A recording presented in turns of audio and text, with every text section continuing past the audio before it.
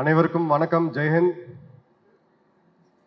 Students, Gen Zs, energy இல்லையா? ஜெய்ஹிந்த். நன்றி.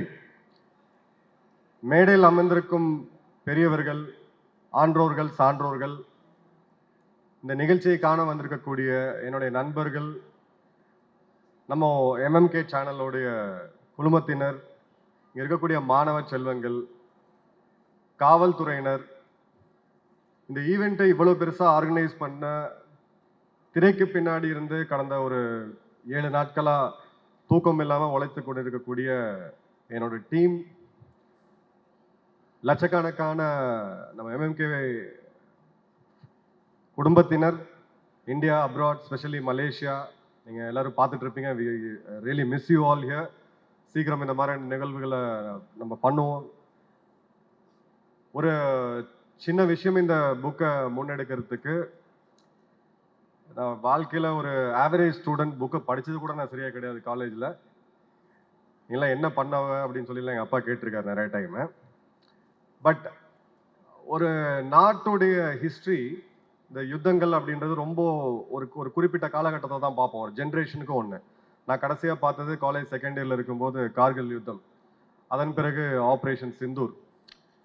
So இந்த யுத்தத்தில் இங்கே சமீபத்தில் நடந்த 2 யுத்தங்கள் பாருங்க. ஒன்று உக்ரைன் ரஷ்யா, கிட்டத்தட்ட 4 வருடங்களை கடந்து போயிட்டு இருக்கு.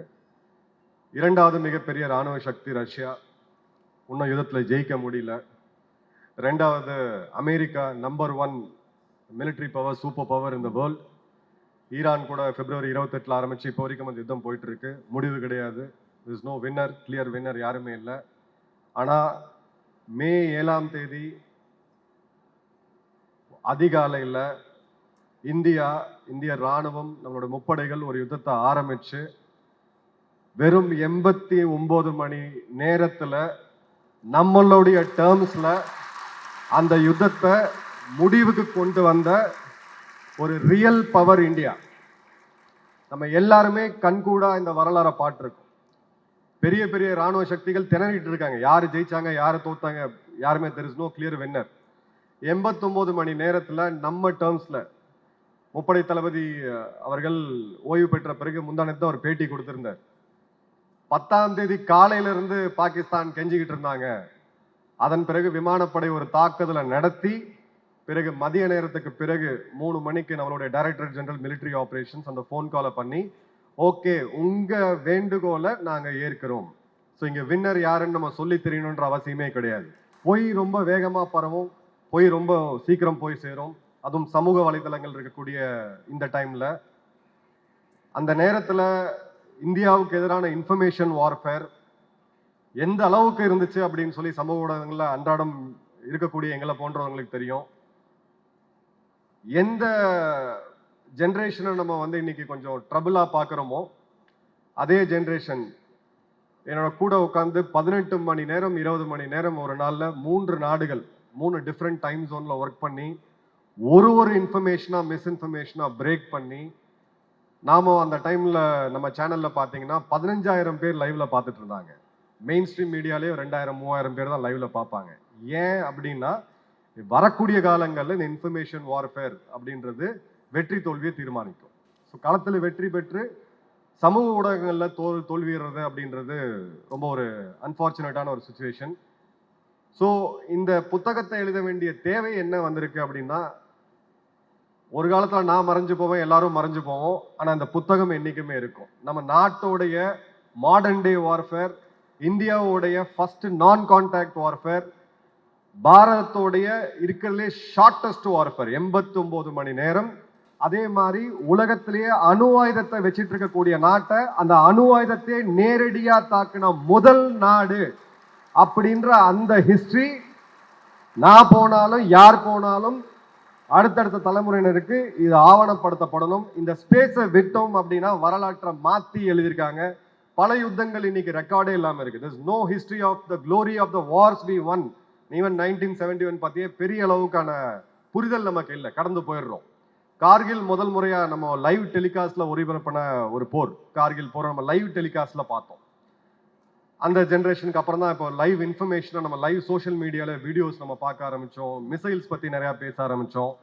ஸோ இந்த டைம்ல அந்த ஹிஸ்டரி தப்பா டாக்குமெண்ட் ஆகிறதுக்கு முன்னாடி உண்மை என்ன அப்படின்றத அந்த புக்ல இருக்கக்கூடிய ஒரு லைனும், நிறைய பேர் அவங்க பேர் எடுக்க வேணாம்னு சொன்னாங்க, இந்த அரங்கத்திலே இருக்காங்க என்னோட டீம், நைட்டு பகலா உட்காந்து ஒரு இன்ஃபர்மேஷன், அந்த ஒரு லைனையும் ஃபேக்ட் செக் பண்ணி அதை 100% உறுதிப்படுத்தி அதன் பிறகுதான் இந்த புத்தகத்தை நம்ம வெளியிட்டிருக்கோம். இந்த புத்தகத்தை நீங்க வாங்குங்க அப்படின்னு சொல்றதுக்கான நிகழ்வு கிடையாது.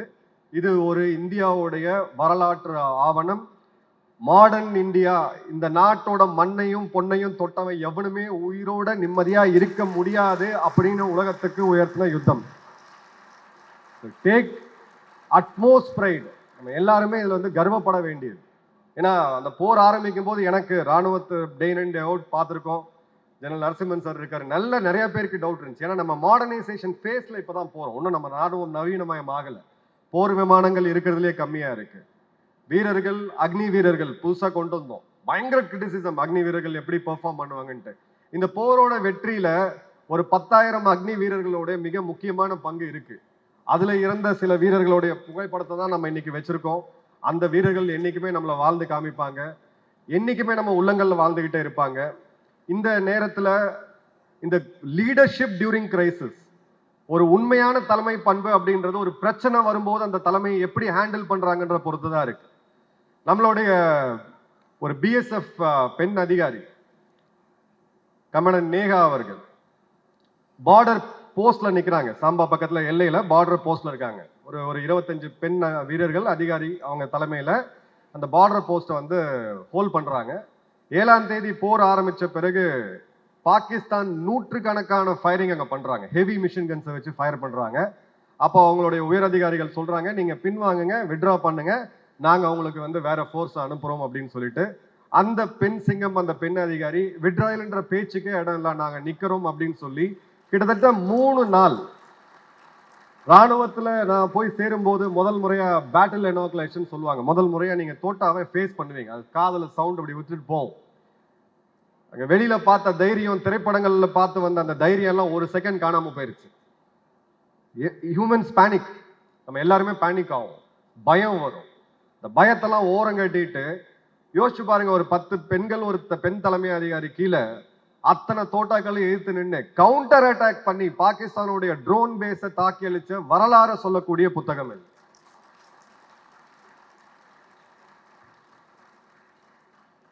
வாழ்ந்து மறைந்த தெய்வம், நான் தெய்வமா கும்பிடக்கூடிய டாக்டர் ஏபிஜே அப்துல் கலாம் ஐயா அவர்கள்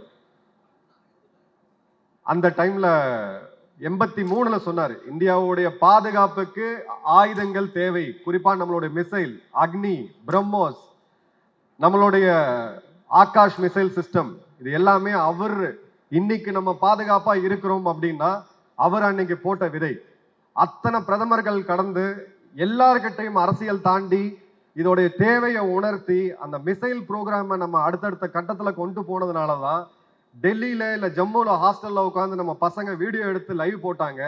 ஆனா இன்னைக்கு உலகத்தோடைய மிக பாதுகாப்பான நகரமா இருக்கு. எல்லாருமே சொல்லிட்டு இருந்த Dubai, clean air, quality of lifestyle எல்லாமே இருக்கு. கனவு நகரம் எல்லாமே இருந்துச்சு, பாதுகாப்பு இல்லை.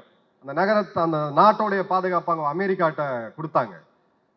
இந்த இடம் தான் அந்த தலைமை. அவரை இங்க மிஸ் பண்றோம்.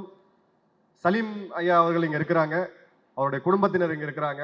அவர் மறைந்தாலும் அவர் போட்டு போன அந்த டிஃபென்ஸ் சிஸ்டம்ஸ் இந்தியாவை வெகு விரைவில் number 1 missile power in the world, number 1 space tech power in the வேர்ல்டுன்ற இடத்துக்கு கொண்டு போகும். அந்த இடத்துக்கு கொண்டு போன அந்த விதையை இன்னைக்கும் நீங்க ஹவுஸ் ஆஃப் கலாம், ராமேஸ்வரம் போறோம், எல்லாரும் கோயிலுக்கு போறோம், பீச்சுக்கு போறோம், அரிச்சல் முனைக்கு போறோம், நம்ம போட்டோ எடுத்துட்டு வந்துடுறோம்.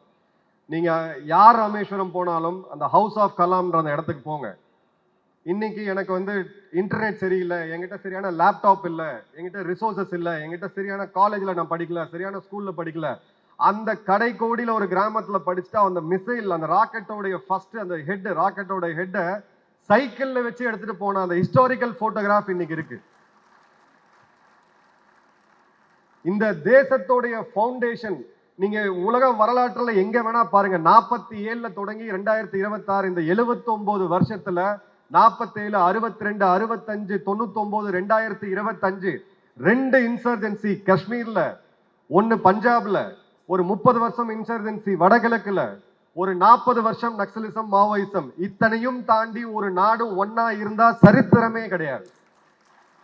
இதையும் அதுல ஆவணப்படுத்தி இருக்கணும். தேசத்துக்கு எதிரான சக்திகள் உள்ள வெளியில 1000 இருந்தாலும் இந்த நாடு என்னைக்குமே ஒன்னா இருக்கும்ன்றதுக்கான அந்த ஒருவருடைய பங்கு நம்ம பொதுமக்களுடைய பங்கு என்னன்ற எல்லாத்தையுமே அங்க டீட்டெயிலா வச்சிருக்கோம்.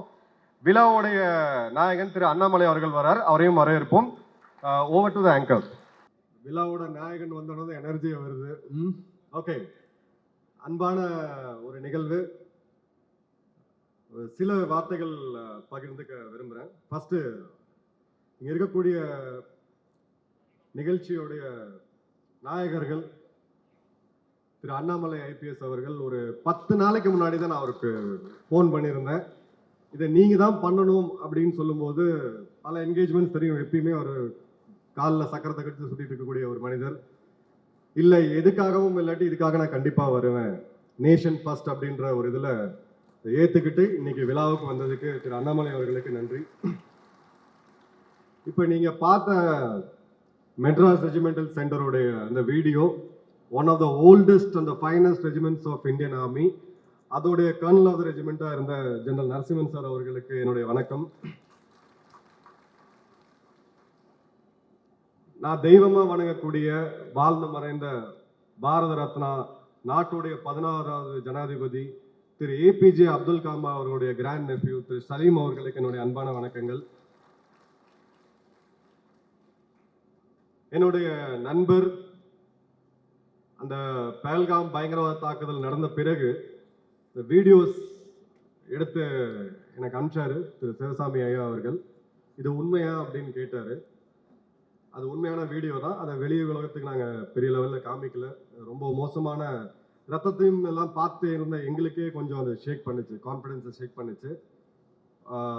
உடனே எனக்கு கால் பண்ணாரு சிவசாமி அவர்கள். கால் பண்ணும்போது அந்த குரல் உடஞ்சி அழுவ ஆரம்பிச்சிட்டாரு. கொஞ்சம் நான் ஆசுவாசப்படுத்திக்கங்க அப்படின்னு சொல்லும்போது பதிலடி எப்போ கொடுப்போம் அப்படின்னு சொல்லி அந்த கோபம் தெரிஞ்சது. அதே கோபம் 140 கோடி மக்கள் மனதிலையும் இருந்துச்சு. அதற்கான பதில தான் நம்ம மே 7ஆம் தேதி கொடுப்போம். சிவசாமி ஐயா அவர்களுக்கு என்னுடைய வணக்கம்.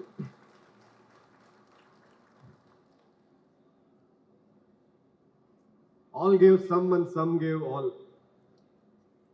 நாட்டுக்காக என்ன கொடுக்கிறோம், டாக்ஸ் பே பண்றோம். சில பேர் கொஞ்சம் அதிகமா போய் சமூக சேவையில் ஈடுபடுறாங்க. சில பேர் அரசியல்ல தங்களுடைய வாழ்க்கையை அர்ப்பணித்து சமூகத்துக்காக இது பண்றாங்க. நம்மள எத்தனை பேர் தங்களுடைய பெத்த ஒரே மகனை நாட்டுக்காக கொடுக்க முடியும் அப்படின்னு நீங்க பாத்தீங்கன்னா கோடியில ஒருத்தர் கூட அதை பண்ண முடியாது. புத்திர சோகம் அப்படின்றத விட ஒரு கொடுமையான நிகழ்வு எதுவுமே இருக்க முடியாது. என்னுடைய ஜூனியர் மேஜர் முகுந்த் வரதராஜன் அசோக் சக்ரா, அவருடைய தந்தை திரு வரதராஜன் அவர்களுக்கு என்னுடைய பணிவான வணக்கங்கள். Soldiers never tie, they just wither. ஒரு வீரனும் ஒரு மலரை போல அவன் மறையவே முடியாது. இந்த பூ உதிரும், திரும்பவும் வளரும். அதை திரைப்படமா நம்ம அமரன்ல பார்த்தோம். நிஜ அமரனின் தந்தை அவர்களுக்கு என்னுடைய வணக்கங்கள்.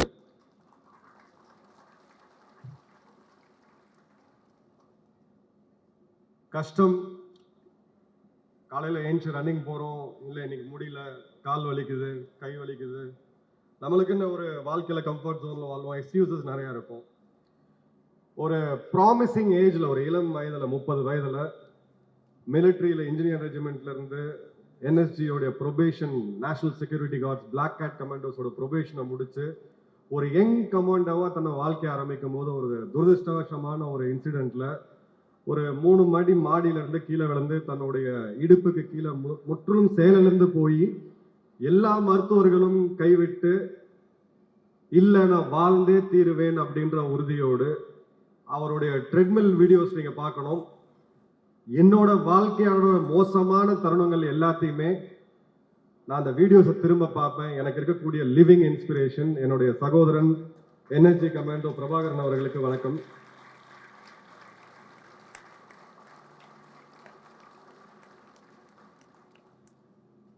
ஸோ எல்லாத்துக்குமே மேன் ஹேஸ் அ ப்ரோ, ஒரு ப்ரோ கோட் எப்பயுமே தேவை.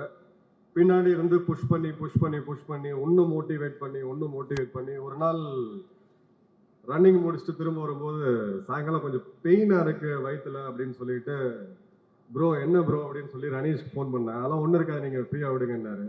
அப்புறம் நைட்டு பெயின் அதிகமாக இருக்குன்னா ஒரு தடவை ஸ்கேன் பண்ணி பார்த்துருங்கன்னாரு. ஸ்கேன் பண்ணி பார்த்த உடனே ஏதோ அனுமார் வால் மாதிரி ஏதோ வயிற்றுக்குள்ளே இருந்துச்சு.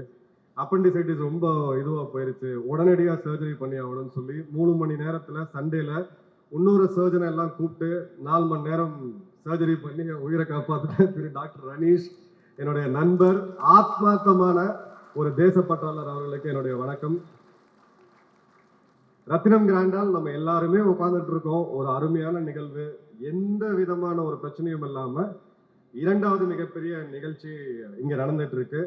ரத்தினம் கிராண்டாலோடைய ஒரு அந்த ஓனர்ன்ற எந்த ஒரு இதுவுமே இருக்காது. ரொம்பவும் ஹம்பிளா, ரொம்ப ஜாலியா பேசிட்டு இருக்கக்கூடிய, அதே மாதிரி இந்த நிகழ்ச்சிக்கு முழு ஆதரவு கொடுத்து இந்த நிகழ்ச்சியை நடைபெற காரணமா இருந்த ரத்னம் குரூப் சேர்மன் திரு மதன் அவர்களுக்கும் என்னுடைய அன்பான வணக்கங்கள். நேரமின்மை, குயிக்கா முடிக்கிறேன். இந்த டாக்குமெண்ட்ரி இன்னைக்கு இருக்கக்கூடிய இளைஞர்களுக்காக உருவாக்கப்பட்டுச்சு. 6 மாத காலம் எங்களுடைய உழைப்பு. இது ஆர்மியில ஜெனரலா பர்மிஷன் கொடுக்க மாட்டாங்க டிஜிட்டல் மீடியாவுக்கு. இந்தியாவிலேயே முதல் முறையா அந்த பர்மிஷனை கொடுத்த ஜெனரல் சாரதா அவர்கள் இந்த நிகழ்ச்சிக்கு எங்களுக்கு முழு ஆதரவு கொடுத்து இத ஒரு பின்னாடி இருந்து எங்களுக்கு ஒரு சப்போர்ட் கொடுத்த ஸ்மார்ட் ஃபார் பாரத் இந்த அமைப்பிற்கும், இதுக்கு ரொம்ப மிக முக்கியமா கேமரா குரூ, நான் எந்திரிக்கிற டைமுக்கு எந்திரிச்சு, எங்க இருக்கீங்க ஆதன், 2 பசங்க படாத பாடுபட்டாங்க, இதை இருக்காங்க. எப்படி இருந்துச்சு லைஃப், மிலிட்ரி லைஃப். ஸோ அந்த 6 மாத காலம் மிலிட்ரி லைஃப்பை அனுபவிச்சு என்னோட கோபத்தையும் தாங்கி இன்னைக்கு அந்த வீடியோ உங்க முன்னாடி நிற்குதுன்னா அதற்கு காரணமா இருக்கக்கூடிய என்னுடைய டீம் வினோத் மற்றும் நிறைய பேர் எல்லாரையும் நான் உங்களுக்கு அறிமுகப்படுத்துவேன். இது உங்களுக்கான சீரீஸ். ஆர்மி டிஃபென்ஸ் ஃபோர்ஸஸ் பத்தி நிறைய மித் இருக்கு, அந்த மித்தை வந்து பிரேக் பண்றோம். எனிதிங் எல்ஸ் உங்களுக்கு உலகத்துல வந்து ஒரு கரியரை கொடுக்கும். The army will give you life. வாழ்க்கையோடைய ஒரு 360 டிகிரியை நீங்க இந்த சீரீஸ்ல பார்க்கலாம். என்னைக்குமே என் சேனலை நான் சப்ஸ்கிரைப் பண்ணுங்க இல்லை லைக் பண்ணுங்க அப்படின்னு நான் கேட்டதே கிடையாது. இது இன்னைக்கு இருக்கக்கூடிய இளைஞர்களுக்கு, குறிப்பா தமிழக இளைஞர்களுக்கு ஆகவே உருவாக்கப்பட்ட ஃப்ரம் ஜென்சி டு சோல்ஜர் அப்படின்ற கான்செப்ட்ல உருவாக்கப்பட்ட videos. 35 episode every Saturday Sunday இது தொடர்ச்சியா வரும். எல்லாரும் பாருங்க. உங்களுடைய எல்லை சாமிகள், there is something special about a guy in uniform, a girl in uniform அப்படின்றதுக்கு காரணம் என்ன அப்படின்றதுக்கான முழு ஆன்சர் அங்க இருக்கு. இங்க ஊட்டியில் இருக்கக்கூடிய இந்தியாவுடைய பல யுத்தங்கள், உலகப்போர் 1 ஆரம்பிச்சு சண்டை போடாத இடமே கிடையாது. அப்பேற்பட்ட மாபெரும் படைப்பிரிவான மெட்ராஸ் ரெஜிமெண்டல் சென்டர் வெலிங்டன்ல இருக்கு. நம்ம நிறைய பேர் ஊட்டிக்கு போறோம், கடந்து போறோம். வெலிங்டன் எம்ஆர்சில போனீங்கன்னா அங்க பொதுமக்களுக்கே வந்து ஒரு அருமையான மியூசியம். நீங்க அப்படியே ஒரு போருக்குள்ள போய் நீங்க வெளியில வந்த மாதிரி இருக்கும். அந்த மாதிரி ஒரு அருமையான மியூசியம் அங்க இருக்கு. இந்த முழுக்க இந்த முதல்ல வரக்கூடிய 6 எபிசோட் அப்படின்றது நம்மளுடைய மெட்ராஸ் ரெஜிமெண்டல் சென்டருடைய எக்ஸ்க்ளூசிவ் ட்ரைனிங் மற்றும் ஃபுல் 360 டிகிரி வீடியோஸ். இதுவரை யாருமே காமிக்கல. இதை ஃபர்தரா எல்லா இடத்துக்கும் எடுத்துட்டு போகும். இன்னும் சிஆர்பிஎஸ், பிஎஃப், பிஎஸ்எஃப், ஐடிபிபி, நம்மளோட துணை ராணுவ படையினர், நம்ம காவல்துறையினர், அந்த பெல்டட் ஃபோர்ஸோடைய கஷ்டம் என்ன அப்படின்றத நம்ம எல்லாரும் தெரிஞ்சுக்கணும். அதே மாதிரி இந்த கரியரை ஒரு ஆப்ஷனா நீங்க எடுத்துட்டு போகணும் அப்படின்றதுக்கான ஒரு அடிப்படை நிகழ்வு தான் இது. அனைவரும் இதை முழு ஆதரவை கொடுக்கணும் அப்படின்றதோடு உங்களிடம் விடைபெறுகிறேன். நன்றி, வணக்கம், ஜெயஹிந்த்.